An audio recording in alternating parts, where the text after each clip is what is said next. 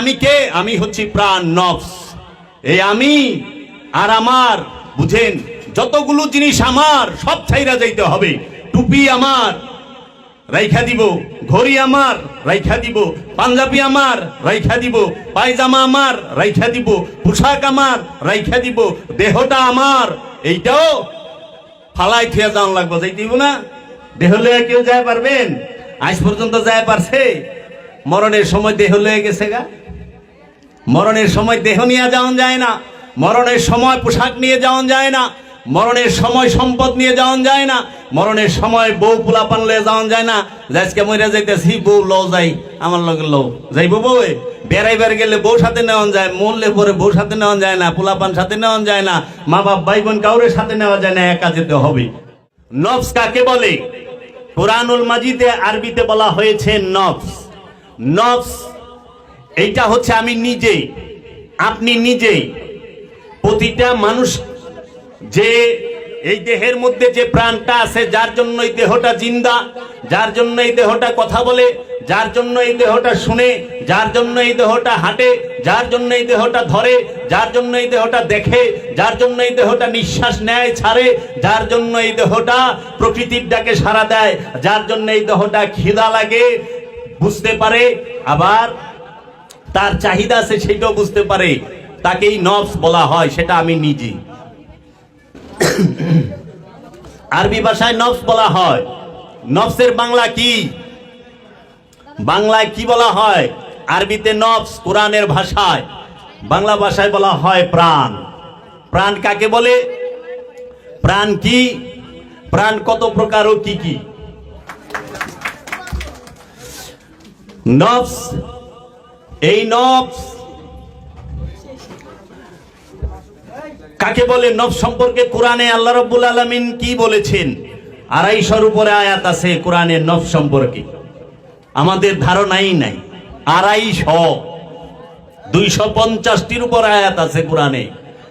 এই নফস হচ্ছে আমাদের আত্মশুদ্ধির সবচেয়ে বড় বিষয়। সবচেয়ে আপনি শুদ্ধ করবেন কারে? নফসকে। পবিত্র করবেন কারে? নফসকে। ইবাদত কে করবে? নফসে। জান্নাতে কে যাবে? নফসে। জাহান্নামে কে যাবে? নফসে। মৃত্যু কার হবে? নফসে। জন্ম কার হবে? নফসে। খায় কে? নফস। ঘুমায় কে? নফস। অলসতা কার? নফস। ভয় কে পায়? নফস। মোহব্বত কে করে? নফস। সমস্ত কিছুর মূল হচ্ছে নফস। আর আজকে আমরা এই নফস সম্পর্কে সম্পূর্ণ অজ্ঞ, অজানা। এই নফস কি? তাই আল্লাহ রাব্বুল আলামিন কুরআনুল মাজিদে সূরা বাকারায় বলতেছেন, ওয়া তানসাউনা আনফুসাকুম, এবং তোমরা ভুলিয়া যাইতেছ তোমাদের নফস গুলোকে। আল্লাহ বলতাছে ওয়া তানসাউনা আনফুসাকুম, তোমরা তোমাদের নফস গুলোকে ভুলিয়া যাইতেছ। সূরাতুল বাকারা।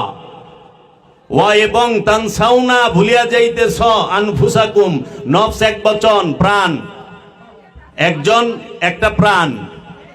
আর নফসের বহু বচন আনফুস। এই নফস মানে প্রাণ। প্রাণ কে? আমি নিজে। এই প্রাণ কোথায় থাকে? এই দেহের মধ্যে। প্রাণের স্থান কোথায়? এই দেহের মধ্যে প্রাণ কই থাকে? একটা রুমে একটা ব্যক্তি থাকে না, যে কোনো এক রুমে থাকে। ঠিক এই দেহের মধ্যে প্রাণ কোথায় থাকে? প্রাণ কি হাতে থাকে? নফস কি, প্রাণ কি, নফস কি হাতে থাকে? না। কারণ নফস যদি হাতে থাকে, আমরা দেখি অনেকের হাত নাই কিন্তু সে বাইচা আছে, আছে না? ও বসে, আমরা দেখি একজনের হাত নাই কিন্তু সে বেঁচে আছে, তার মানে হাতের মধ্যে প্রাণ সে থাকে না, হাত প্রাণের সাথে থাকে। এই দেহটা হচ্ছে প্রাণের ঘর। এই দেহের মধ্যে প্রাণের অস্তিত্ব। এই দেহ থেকে প্রাণ যখন আলাদা হয়ে যায়, তখন এই দেহটাকে বলা হয় মৃত লাশ। তাই কোরআন বলেছেন যে ইনকানাতিল্লা সাইহাতাও ওয়াহিদাতান, সূরা ইয়াসিনে ইনকানাতিল্লা সাইহাতাও ওয়াহিদাতান, একটি মাত্র বিকট আওয়াজ হবে, যেই বিকট আওয়াজে এই প্রাণ, দেহ থেকে প্রাণকে আলাদা করে দেওয়া হবে। ওইটাকেই মউত বলা হয়। মউত কি? আলাদা হয়ে যাওয়া। এখন দেহ আর প্রাণ এক হয়ে রইছে, এর জন্য জিন্দা। এক হইয়া থাকলে জিন্দা, আলাদা হয়ে গেলে মুর্দা, আলাদা হইলে আর মানুষ কয় না, কয় মানুষের লাশ। এক থাকলে বলে জিন্দা। আল্লাহর রসুলের সাথে মিলেমিশে একাকার হয়ে যাবেন, জিন্দা থাকবেন।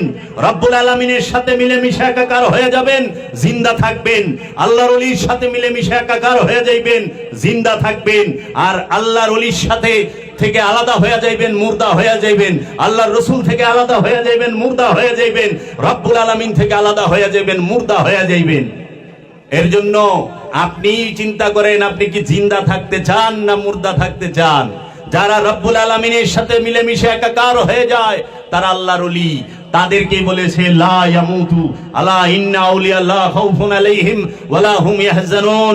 খবরদার, সাবধান, আমার ওলি যারা, তাদের কোনো ভয় নাই, তারা চিন্তিতও না, কারণ তারা আল্লাহর সাথে মিলেমিশে একাকার হয়ে গেছে, ফানা হয়ে গেছে। বুঝার কায়দা নাই, কারণ এই ঈমান অন্তরের বিষয়। আল্লাহ রসুলের সাথে মিলেমিশে যাওয়ার বিষয়টাও অন্তরে, দেহের না। দেহের সাথে মিলেমিশে একাকার হয় না। রসুলের ইচ্ছার আপনার ইচ্ছা যখন এক হয়ে যাইব, তখন আপনি আল্লাহর রসুলের সাথে মিলেমিশে একাকার হয়ে গেছেন। আল্লাহর ইচ্ছা এবং আপনার ইচ্ছা যখন একাকার হয়ে যাইব মিলেমিশে, আপনার নিজের ইচ্ছাটাকে যখন আপনি আল্লাহর ইচ্ছার কাছে সম্পূর্ণরূপে স্যালেন্ডার করতে পারবেন, সমর্পণ করতে পারবেন, উৎসর্গ করতে পারবেন, কুরবানি করতে পারবেন, তখন আপনি আল্লাহর সাথে মিলেমিশে একাকার হয়ে যাবেন। ওই সময়ই দেখবেন যে আপনি আর আল্লাহর মিলেমিশে একাকার হয়ে তখন আপনার একটি নাম হবে ওলি আল্লাহ। ওলি আল্লাহ, আল্লাহর ওলি। আর যখন শয়তান রূপী খান্নাসের সাথে নফস মিলেমিশে একাকার হয়, তখন সে কি করে? শয়তান নাম ধারণ করে। আমি এইটিও বলবো, এই দেহের মধ্যে নফস থাকে কি কোথায়? নফস কাকে বলে? নফস হলে আমি, প্রাণ হইলে আমি। আমি কে? এই হাত আমি না, এই পা আমি না। আমরা কি বলি? আমার হাত। আমি হাত বলি না, কিন্তু আমার হাত মানে আমির সাথে আরেকটা জিনিস যোগ হয়ে রয়েছে। আমির সাথে যখন অন্য জিনিস যোগ হয়, অন্য কিছু যোগ হয়, তখন হয় আমার। দেখেন, এই জগতে যা আছে, এই পৃথিবীতে যা আছে, এই দুনিয়ায় যা আছে, সব আমার। দেখেন, হাত আমার, পা আমার, চোখ আমার, নাক আমার, কান আমার, মুখ আমার, থুতনি আমার, মাথা আমার, চুল আমার, দেহ আমার, বুক আমার, পিঠ আমার, পেট আমার, লিঙ্গ আমার, পায়খানার রাস্তা আমার, বউ আমার, সন্তান আমার, বাড়ি আমার, টাকা আমার, জায়গা আমার, মিল ফ্যাক্টরি আমার, ক্ষমতা আমার, সব আমার। আমি কো সব তো আমার।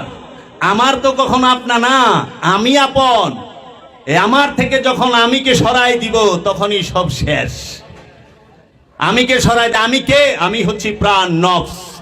এই আমি আর আমার, বুঝেন, যতগুলো জিনিস আমার সব ছাইরা যাইতে হবে। টুপি আমার, রাইখা দিব। ঘড়ি আমার, রাইখা দিব। পাঞ্জাবি আমার, রাইখা দিব। পায়জামা আমার, রাইখা দিব। পোশাক আমার, রাইখা দিব। দেহটা আমার, এইটাও ফালাই থিয়া যাওয়ান লাগবো। যাই দিব না? দেহ লয়ে কেউ যায় পারবেন? আজ পর্যন্ত যায় পারছে? মরণের সময় দেহ লয়ে গেছে গা। মরণের সময় দেহ নিয়ে যাওয়া যায় না। মরণের সময় পোশাক নিয়ে যাওয়া যায় না। মরণের সময় সম্পদ নিয়ে যাওয়া যায় না। মরণের সময় বউ পোলাপান লয়ে যাওয়া যায় না। আজকে মরে যাইতেছি, বউ ল যাই, আমার লগে লো যাইব। বউ বেড়াইবার গেলে বউ সাথে নেওয়া যায়, মরলে পরে বউ সাথে নেওয়া যায় না, পোলাপান সাথে নেওয়া যায় না, মা বাপ ভাই বোন কাউরের সাথে নেওয়া যায় না, একা যেতে হবে। এর জন্য আল্লাহ বলছে, ওয়াতানসাউনা আনফুসাকুম, তোমরা তোমাদের নফসকে ভুলিয়া যাইতেছ। তোমরা তোমাদের নফসকে ভুলো না, তোমরা তোমাদের নফসের খবর নাও। আল্লাহ বারবার বলেছেন এই রকম ভাবে, 250 বারের উপর আল্লাহ বলেছেন, ইউখাদিউনা ইল্লা আনফুসাহুম ওমা ইয়াশউরুন, তাহারা প্রতারিত করে একমাত্র তাহাদের নফসগুলোকে, এবং তাহারা অনুভব করে না। আপনি নিজে নিজের নফসকে প্রতারিত করেন, কিন্তু আপনি নিজেই জানেন না যে আপনি নিজেকে প্রতারিত করতেছেন। তাহলে এই দেহের মধ্যে নফস থাকে, এই দেহের মধ্যে নফসটা কই থাকে? সবই তো আমার। এখন আহেন আমি কে? দেখি, আমি দেহি। দেহকে আমি, শুনে কে? আমি, বলে কে? আমি, ধরে কে? আমি, হাঁটে কে? আমি, খায় কে? আমি। তাহলে আমি কোনটা আর আমার কোনটা? এই সমস্ত ইন্দ্রিয়ের সংস্কৃতিগত যে নামটা, যে আমার দয়াল মুর্শিদ কেবলা ও কাবা, যুগ শ্রেষ্ঠ মহামানব, বাংলার আব্দুহু কালান্দার বাবা জাহাঙ্গীর বা ইমান আল সুরেশ্বরী আনহু এই কোরআনুল মাজিদের শব্দে শব্দে হুবহু অনুবাদ করেছেন। এই কোরআনের অনুবাদের শুরুতেই আমার এই আল্লাহর ওলি লিখেছেন, নবী ও রসুলের পার্থক্য নফস আর রুহের পার্থক্য। এই নফসকে দেখতে শিখো, এই নফসকে জানতে শিখো, এই নফসকে বুঝতে শেখো। তাই আল্লাহর হাবিব বলেছেন মান আরাফা নাফসাহু ফাকাদ আরাফা রাব্বাহু, যে নিজের নফসকে চিনতে পেরেছে কোনো সন্দেহ নাই সে তার রবকে চিনে ফেলেছে। আমরা যদি নিজেরা নিজেদেরকে চিনতাম, আমরা যদি নিজেরা নিজেদেরকে জানতাম, আল্লাহর হাবিব কখনোই হাদিস বলতো না যে মান আরাফা নাফসাহু ফাকাদ আরাফা রাব্বাহু, যে যার নিজের নফসকে চিনতে পেরেছে কোনো সন্দেহ নাই সে তার রবকে চিনে ফেলেছে। তাইলে নিজের সাথে আর রবের সাথে একটা নিগুড় রহস্য আছে, নফসের সাথে রসুলের সাথে নিগুড় রহস্য আছে, নফসের সাথে রবের সাথে নিগুড় রহস্য আছে।